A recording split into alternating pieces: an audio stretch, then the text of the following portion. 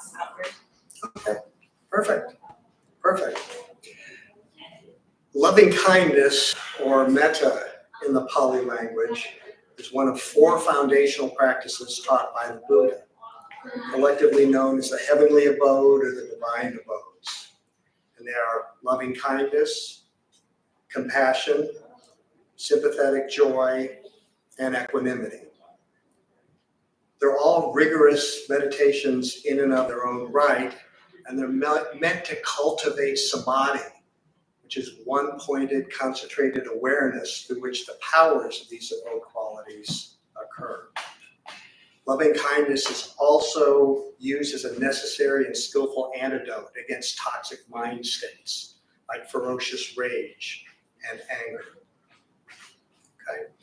So in an erect and dignified posture, eyes can be either closed or slightly open and unfocused. Just bring your awareness to the sensations of the breath.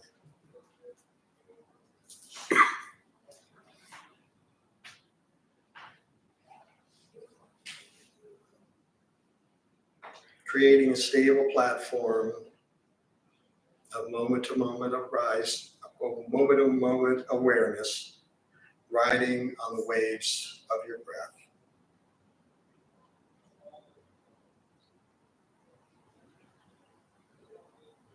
Being fully present with this in-breath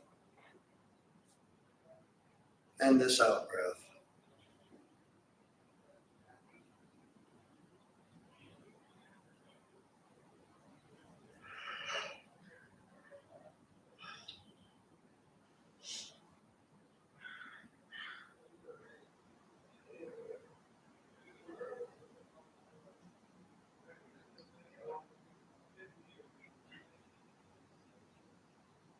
And when you're ready, picture in your mind's eye someone who loves you or loved you unconditionally.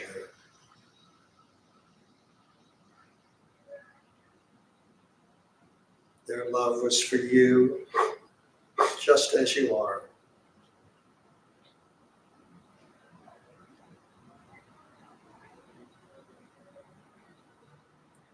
Feeling the selfless love that they accord you or accorded you.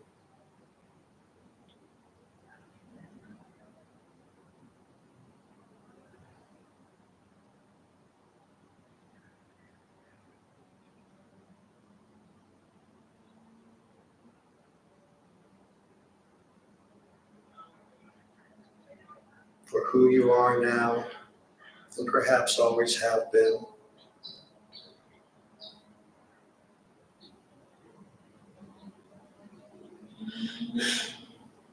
Basking in their love,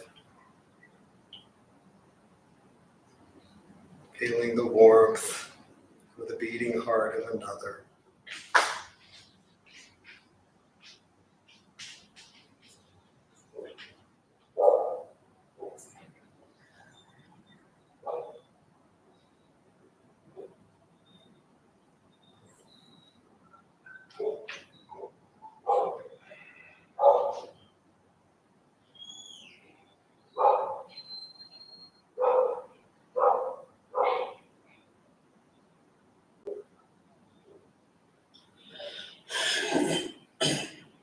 And if you have difficulty conjuring up someone, try to imagine someone loving you in that way, and it can be equally powerful.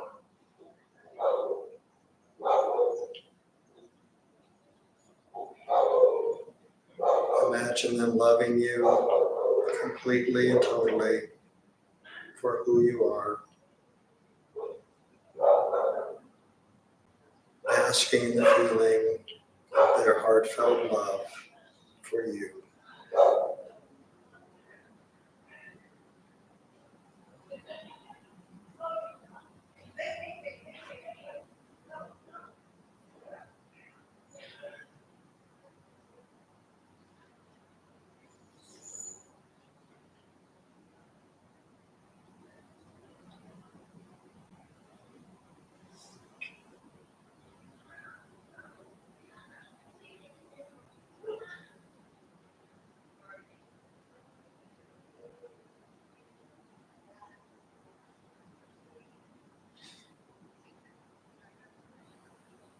And now, seeing if you can be the source as well as the object of love, akin to the loving embrace of a mother for her child, where you are simultaneously both the mother and the child.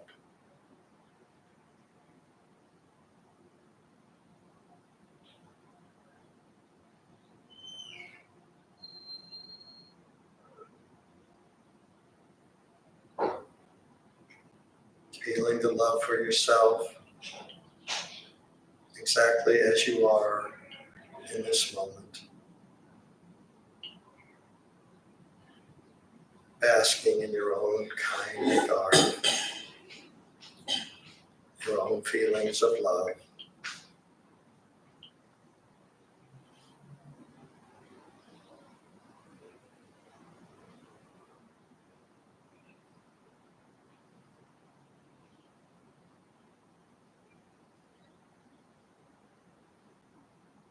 And sometimes it helps to repeat these phrases to yourself, or hear these phrases whispered to you from the wind, sent to you from the universe.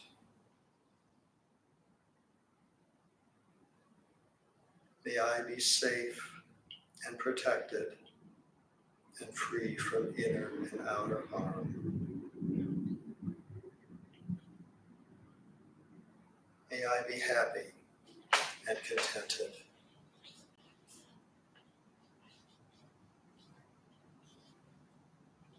May I be healthy and whole to whatever degree possible. And may I have ease of well-being.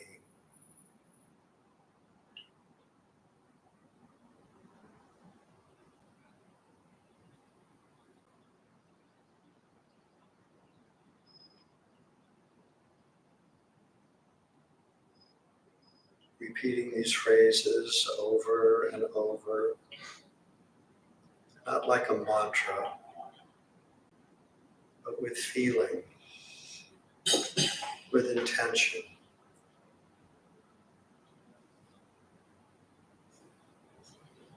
May I be safe and protected and free from inner and outer harm. May I be happy and contented.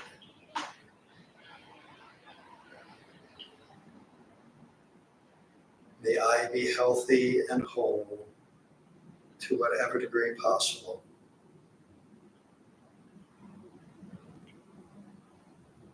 May I have ease of well-being.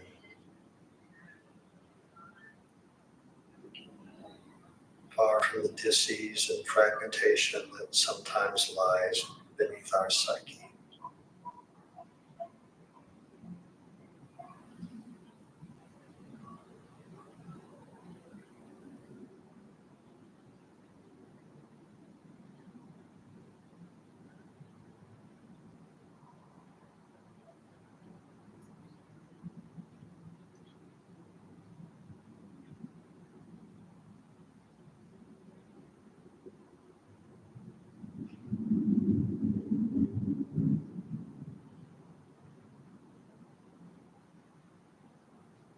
Now, if it feels comfortable for you, try to imagine someone that you feel close to.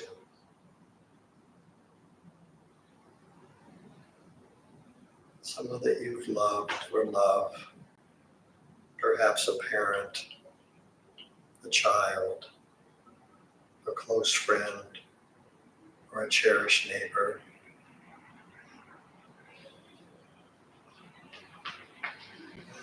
Picturing them in your mind's eye.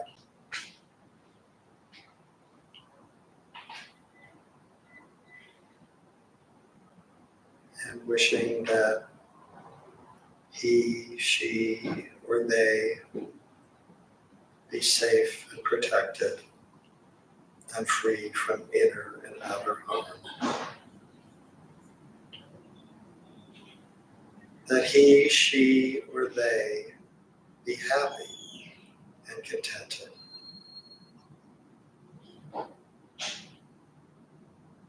That he, she, or they be healthy and whole to whatever degree possible.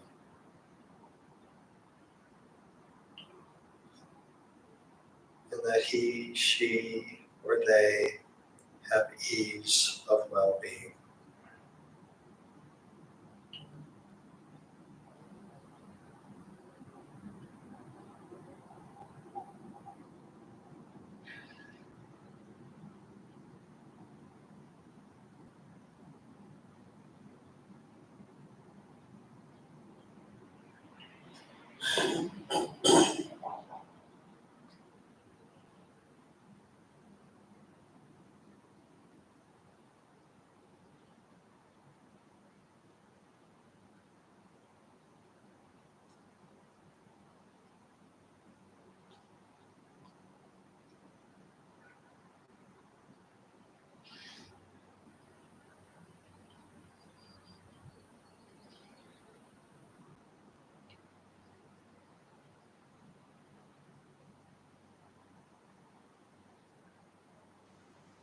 And now, if it feels comfortable,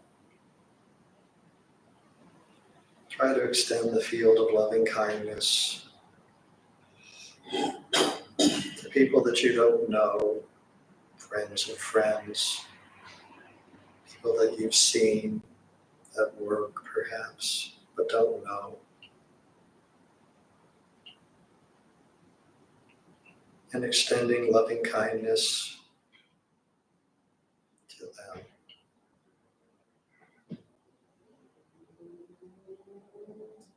May he, she, or they be safe and protected and free from inner and outer harm.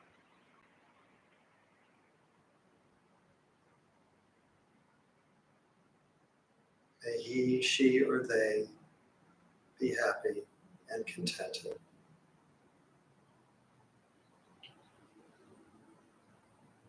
May he, she, or they be healthy and whole to whatever degree possible.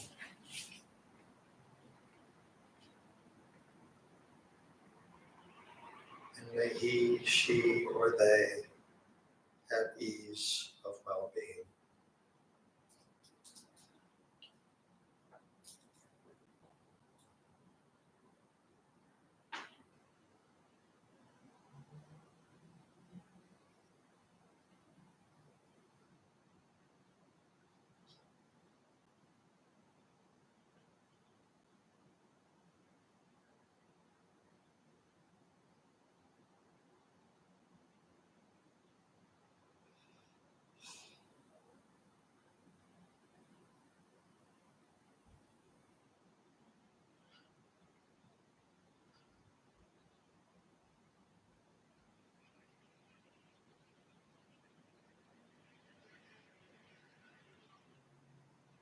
And now, if it feels comfortable, if it feels right,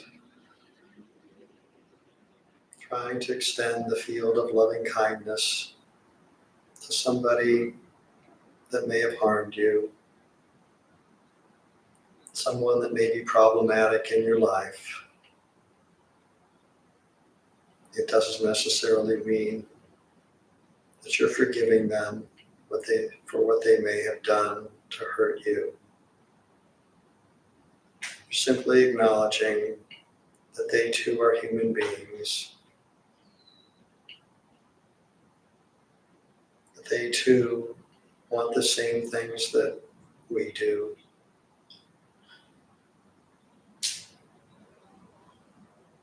May he, she, or they be safe and protected and free from inner and outer harm.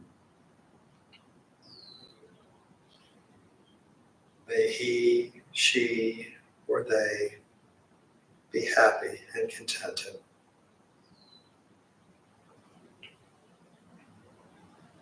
May he, she, or they be healthy and whole to whatever degree possible. And may he, she, where they have ease of well-being.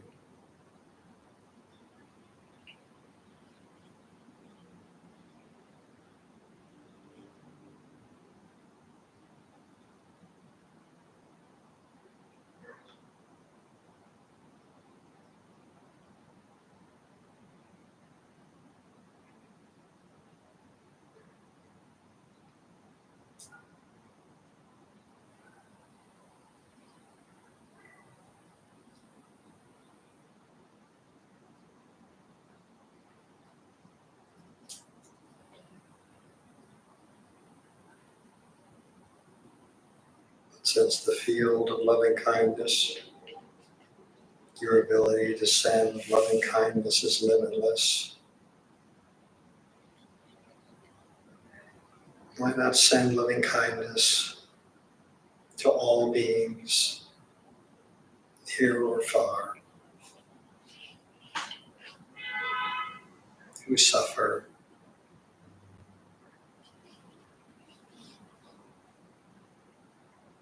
may all beings, near and far, be safe and protected and free from inner and outer harm. May all beings, near or far, be happy and contented.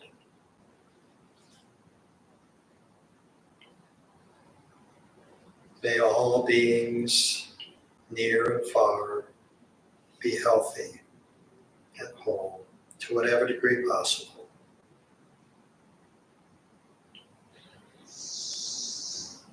May all beings, near and far, have ease of well-being.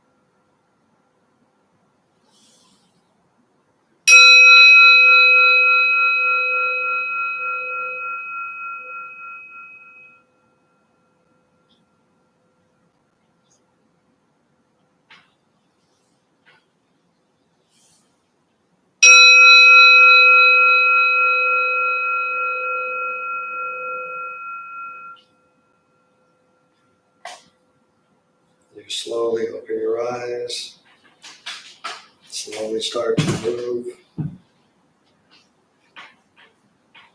See if you can set an intention to incorporate loving kindness in your daily life. Set an intention to show loving kindness to as many people as possible as you go through the hours of your life. Thank you all.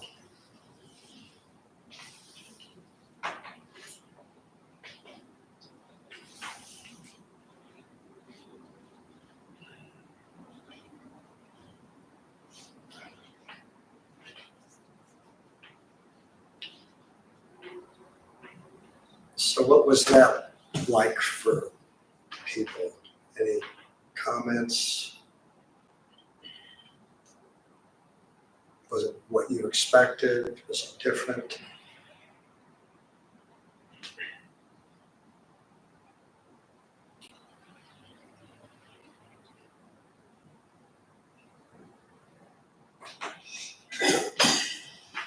Loving kindness is my favorite.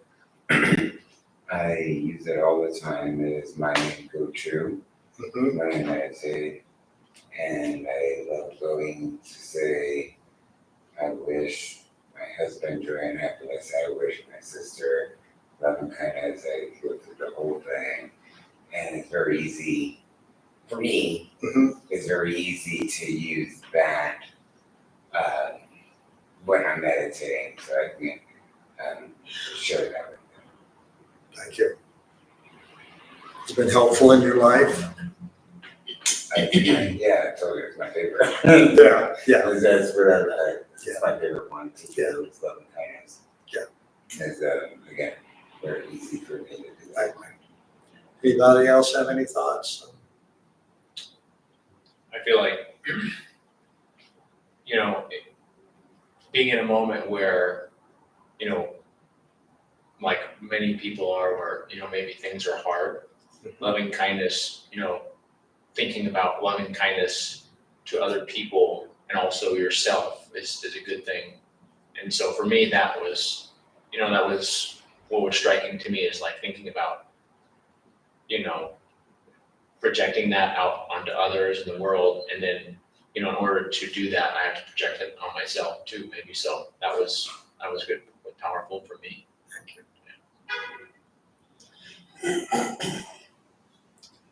Yes. I used to come to this on Wednesdays a few years ago, fairly regularly. That I felt like of all the practices, I felt nicer after this. I didn't like, not that I'm outwardly needing to be, but just like mental tendencies. It's just I think it helps. It has helped me be more patient with others and maybe less self-absorbed in my own nonsense. Thank you. I feel kind of calmer, and I like having like kind of a directive, like something to do. Yeah, it's nice to have a Sangha to practice with too, to support meditation. Yeah. I've always found that helpful. I find it very pleasant, and I just made the conscious choice that I want to cultivate more loving feelings, so it doesn't just happen on its own. So I think loving kindness is like my favorite genre of meditation. I do like performing almost any meditation better with a group of people for some reason, I don't know. And it was really nice. I feel rested and less bitchy. Yeah. I think we, everybody wants to be more loving and everybody wants to be more kind. And yet, this black box of a mind receives stimuli, reacts, and gives us an output, through thoughts, words, and deeds. And unless we change the black box, in medical terms, unless we change the neurologic pathways and stimulate other pathways to think that just to want to be more loving and more kind isn't enough. We have to practice, we have to work at changing that black box of that mind so that when the inputs come, and inputs are going to come, and some of them aren't going to be pleasant. Certainly, as most of you know, the first thing the Buddha taught was the Four Noble Truths, the truth of suffering. So we're all going to have tough things that we're going to have to deal with. That's just the way it is. Our only choice is how we react, and loving kindness can make it more likely that when a negative input comes, that will react in a more positive way. It's always been said that it's foolish to think that if the same thing happens, you'll do something differently, unless you practice, unless you change. And so, we're all kind of works in progress. I know I'm a work in progress. So other thoughts about loving kindness, Buddhism, meditation in general? Appreciate that you say it's a practice, and as I was trying to follow this on that end, I'm honest, it's a lot easier to extend that loving kindness to people that are closer to me. Because Yes. you started with one, that gives me unconditional love, and I can easily see that person, and I can easily extend it out to them. But as you got further away from me, the center, and those that may have harmed me, or in general that I see, or that I believe might probably are doing wrong to others or harming innocent, becomes more difficult, definitely, to extend Yes. that same sense of love and kindness that I can to someone that gives me unconditional love. So certainly a practice. Yes, absolutely. And it's not an easy practice. This is one of the more advanced practices. And extending, loving kindness to people who may have harmed you is it's a tough leap. Yesterday, I led a loving kindness meditation in the prison, and I don't think anybody in that group was able to, extend that to somebody who's harmed them. And yet, in some way, that may be one of the most important things we can do. If we're harboring anger or ill will, from a medical standpoint, it's increasing your blood pressure, it's increasing your inflammatory markers, it's increasing your insulin levels, it's doing a lot of things that is really negative. And if we can tamp down that anger, I think it does us a lot of physical and mental good.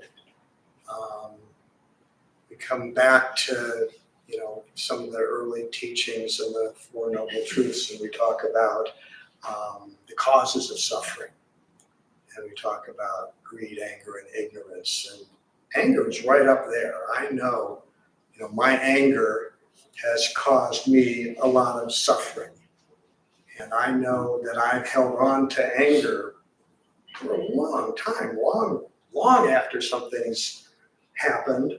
I've been angry thinking about what somebody might do in a certain situation, and that anger, it's just not healthy. And I found that that this meditation in particular has been helpful for me in tamping down my anger. And so when we go back to the three things that cause suffering, number one is greed, and the antidote for that is generosity. Number two is anger, and the antidote for that is compassion, forgiveness.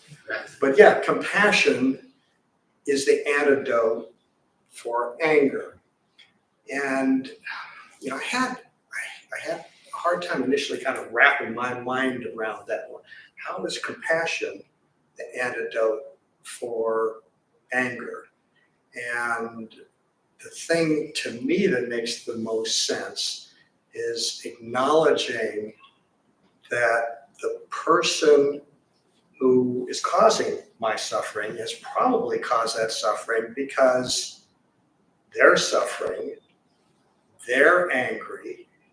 And so if I can have compassion and just realize, well, they're doing that because they're suffering, it's been helpful for me. And again, can I do that all the time? Absolutely not. But I can sometimes do it. For couldn't do it at all. Now I can sometimes. So.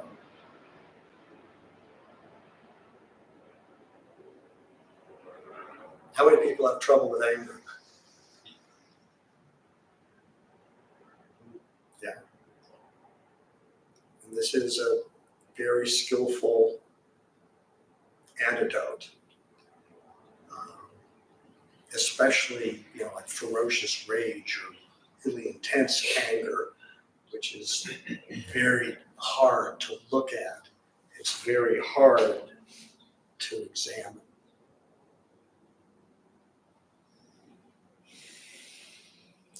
So other thoughts?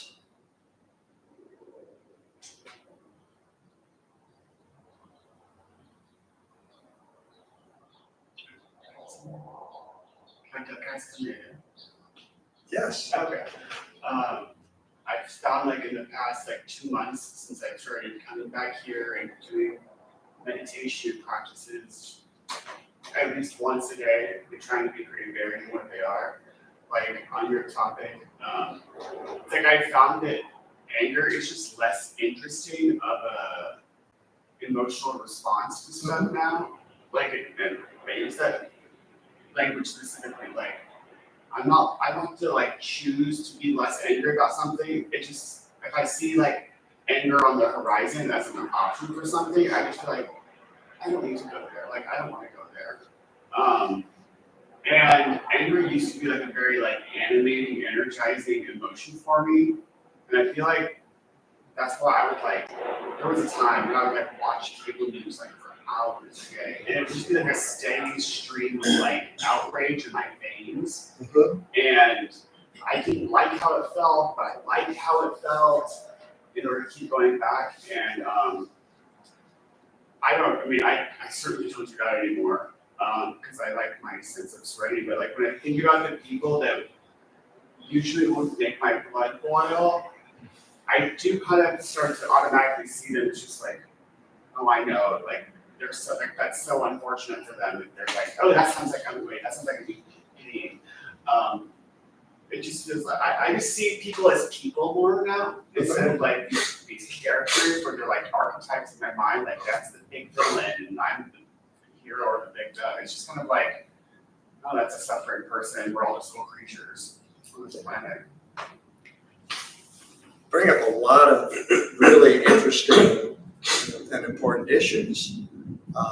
And it's great that you've noticed that huge difference in your reactivity. One of the things that you mentioned that's interesting is that,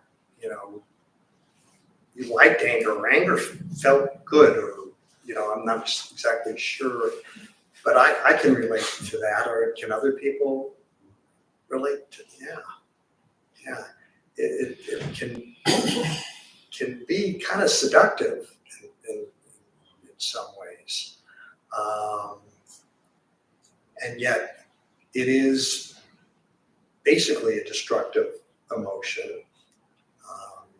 I think in certain circumstances it can maybe serve as a warning, but then you kind of have to move on from it as a warning.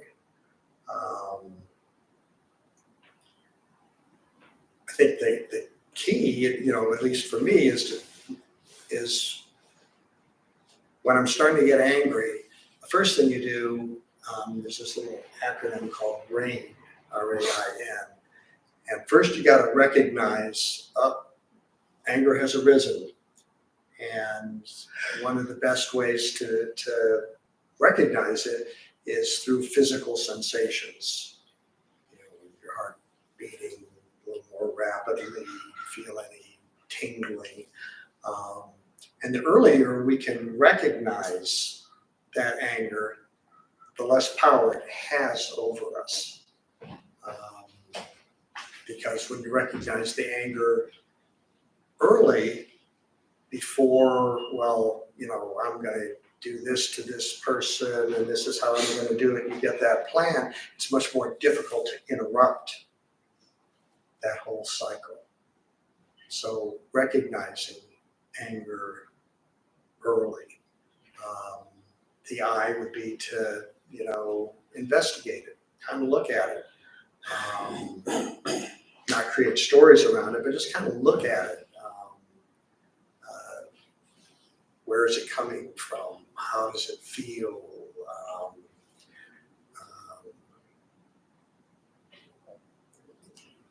The A would be to allow it to be there. These strong emotions, if we look at them in a non-reactive way, these emotions tend to dissipate. If you can look at them, so it's like touching a soap bubble, riding on water, they just kind of disappear. And then N would be non-attachment.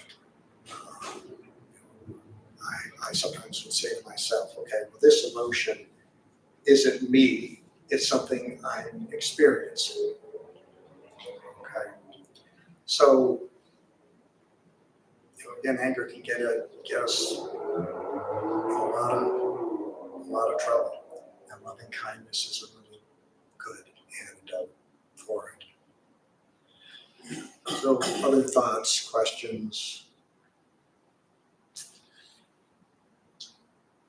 I'm curious, like,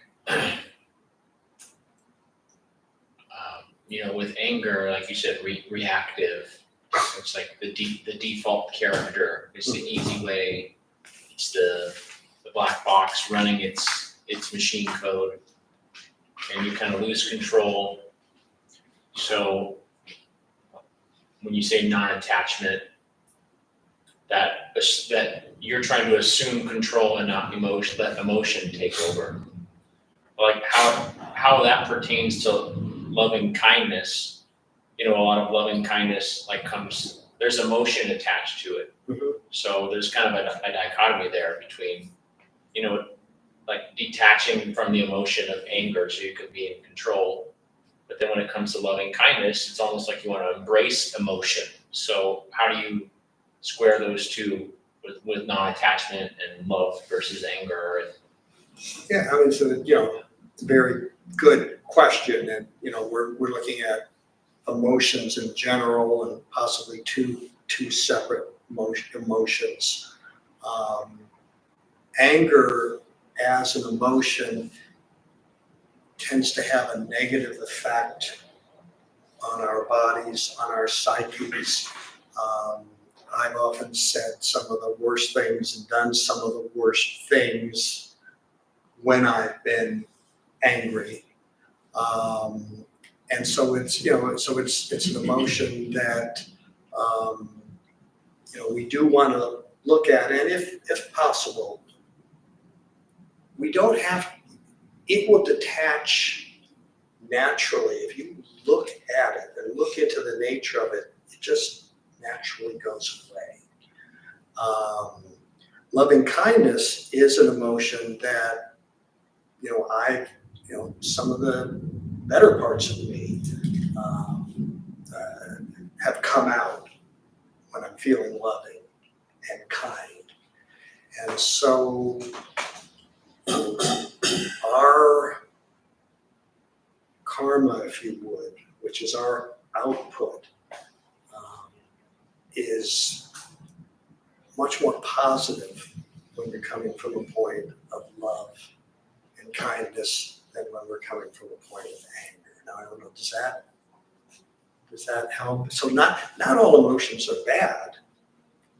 Some emotions are good, and some emotions we definitely want to foster. Anger not being one of those, because it causes us to suffer. And when we're suffering, who else suffers? Everyone around us, absolutely. Absolutely. And I'm just curious on the loving kindness. Do people have more problems directing loving kindness to themselves or to other people? I have to say, I've been coming here forever. Uh-huh. Jeff is first one that did Loving Kindness with me, and he went through a series of you. Loving kindness to somebody you loves, loving kindness to yourself, loving kindness to a stranger, loving kindness to somebody you don't really like at all, and loving kindness to the world. And that's what I do. Those are the ones that I do. And that's from Jeff, and it's been here forever, so. Yeah. But I think forgiving yourself, forgiving someone that you don't care for, these are the things that you need to do, and not harbor any ill feelings for yourself or others, for, again, somebody that maybe not be your favorite person on the planet, and just let it go. And I actually love, one of my favorites is the complete stranger, just the grocery person at the register. You see him every all the time, but you really don't know him. But, it's just like, them loving kindness, it's just that is one of my favorites. Yeah, me too. That's interesting. No, that's all I got. Yeah, no, thank you. Thank you. Other people, is it harder for yourself to send loving kindness to yourself? Sometimes. I do like the practice of starting with, well, I guess I want to be a benefactor. That's what benefactor means. But I was gonna say, related to his question and what you were talking about, in terms of non-attachment towards negative emotions, I guess, how you describe them. But yeah, the practice also says embrace compassion, embrace, I guess the 6 paradises. So would that fall under skillful and unskillful, and maybe right effort? I think that's a very good way of looking at it. Buddhism, we use skillful means and non-skillful means very commonly. Skillful means would lead towards less suffering. Non-skillful means would probably lead to more suffering. So I think that's an excellent way of looking at it. Right effort often is applied. Our friend Samantha there, it's often applied towards diligence, sometimes patience, sticking with things. So that's kind of how I interpret effort. And it is one of the 6 paramitas. Yeah, because we do hear about equanimity, don't get attached to your own, don't get attached to anything. But it seems like certain feelings are okay. Absolutely. To get somewhat attached to, or at least embrace. Absolutely. And harvest, Harvest, yes. whatever, both. No, I agree. Other thoughts?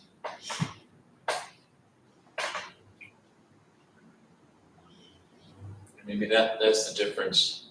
That's a good point. Embracing loving kindness, not attaching to it.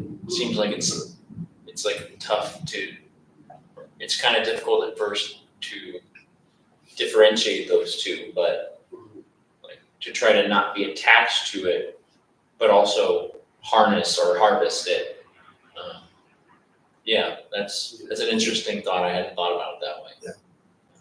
I think my understanding of attachment is Right. you don't,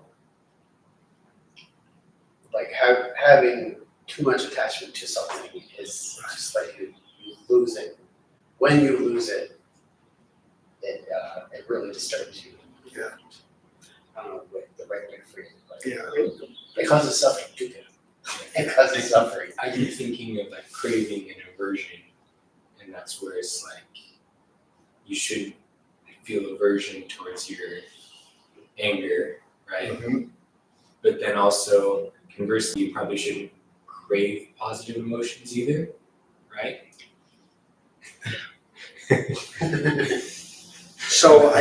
So craving maybe versus cultivating, Yes. okay? Yes.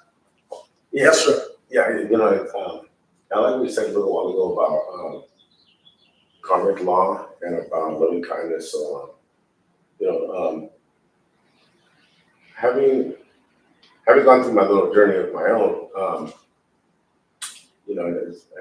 someone mentioned to me that because I used to think, karma's a bitch. That's the Western concept. But this individual explained to me, no, karma's like a boomerang. You throw it out and it's gonna come right back. So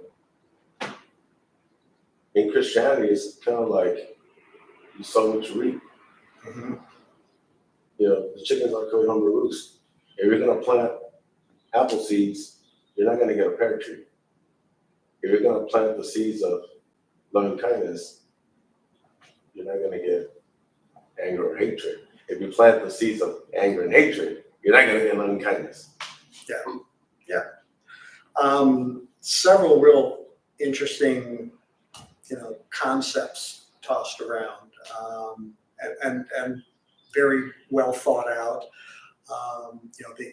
The issue of non-attachment is very, very tricky, because truly non-attachment is a deep type of love. It's a type of love, though, that's not controlling. It's not a type of love where you set a specific outcome that you think should occur. So in non-attachment, I don't see any problem with being attached to positive emotions if they come, and I don't see any problems cultivating positive emotions. That's just my opinion. I think we have to be really careful with non-attachment, especially in relationships. That's where I found that it becomes very difficult, because when you're in a relationship, you want somebody to behave a certain way. You want the relationship to go a certain way. And really, in that setting, non-attachment is just loving that person and letting the relationship take whatever course it will without specifically trying to control that person or control the outcome. So that's where non-attachment is tough. And the other, the talking a little bit about karma. As you know, karma basically means action, and we exercise our karma through our thoughts, our speech, and our deeds. It's not, what goes around comes around, okay? But you're absolutely right that if you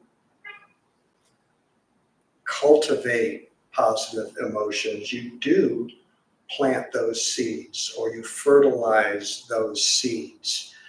The whole concept of seeds is very interesting. It probably goes back to the time of Confucius and Mencius and Chinese philosophy. They often talked about planting seeds and watering seeds of kindness and compassion, and not watering seeds of greed, anger, and ignorance.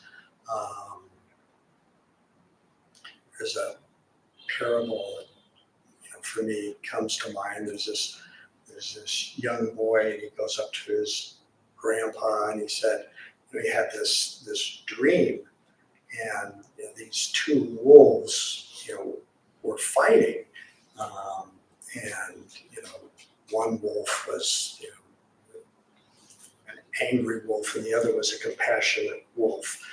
And he asked his grandfather, he said, which wolf is going to win? He said, well, the wolf that you feed. So we have to be so careful with what we expose ourselves to and what seeds we're fostering. The gentleman brought up the concept of people who would make him mad. I got the sense that he would get exposed, and I don't know if it was through media or different things that would stimulate his anger, and he started not getting exposed to that, so not feeding that, and he found himself a lot happier, not dealing with anger. I don't know what that ding was, if that was it's getting near the end of the time. I think we have time for a couple more questions if people have some things that are on their mind. How would you explain loving kindness, the idea of loving kindness to someone who maybe does try to put their energy out, loving kindness energy out, but experiences a lot of suffering or bad circumstances or misfortune? Those people, it's hard to get them to, it's hard to say we have to put out loving kindness, to someone who's experienced the opposite. I feel like it kind of warps you or you get jaded. So how would you? It's very, very, very difficult. I think the basic, concepts in Buddhism are that it's very difficult to influence and control other people. We can influence and control ourselves, and usually the best thing, if we want somebody else to be more loving and kind, is to be more loving and kind ourselves and show that to the other person. And basically lead by example. But you can see, it's how discouraging it can be for somebody. They try to be nice and they try to be kind, and bam, life strikes them down. And it's difficult. It's absolutely difficult. This is a very, very hard practice. And yet, as our Dharmabumtemple will tell us, we need right effort. We need diligence. We need right practice. And hopefully, by you working on your loving kindness, that person will see in you changes, and then they'll be more open. And you can plant a seed. You can always say, this has been very helpful for me. This has really worked for me. And when that seed sprouts, nobody knows. One of my favorite stories about spiritual growth and spiritual development is that you can't hurry somebody's own spiritual growth no more than you can make a plant grow faster by pulling on it.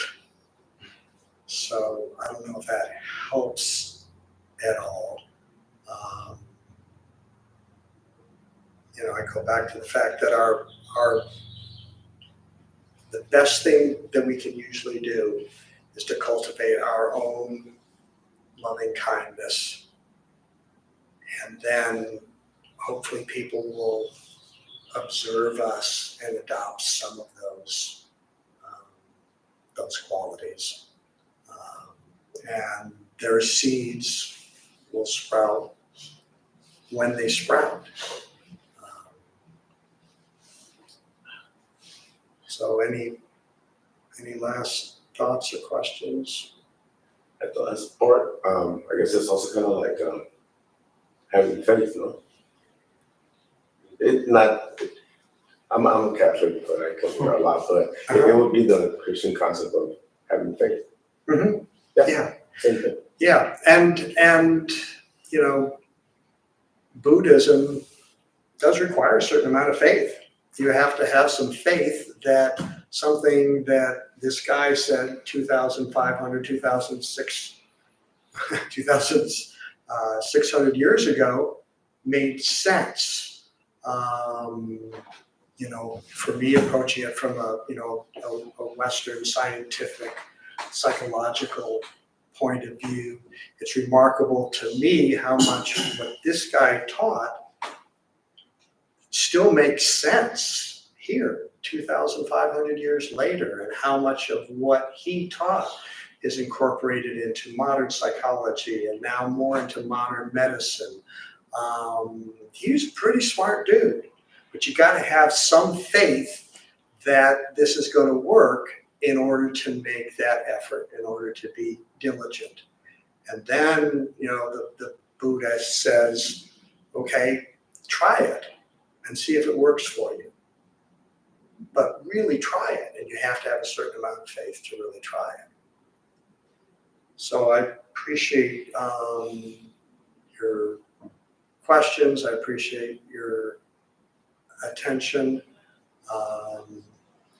Do we have any announcements that need to be made, or before we close?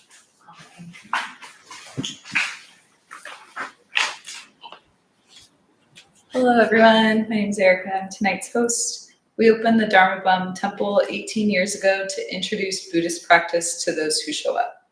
Those who lead are not nuns, monks, gurus, masters, or teachers, and are not looking for students. They are simply practitioners sharing their interpretation of the practice. Every night we have different classes led by different people from various Buddhist traditions.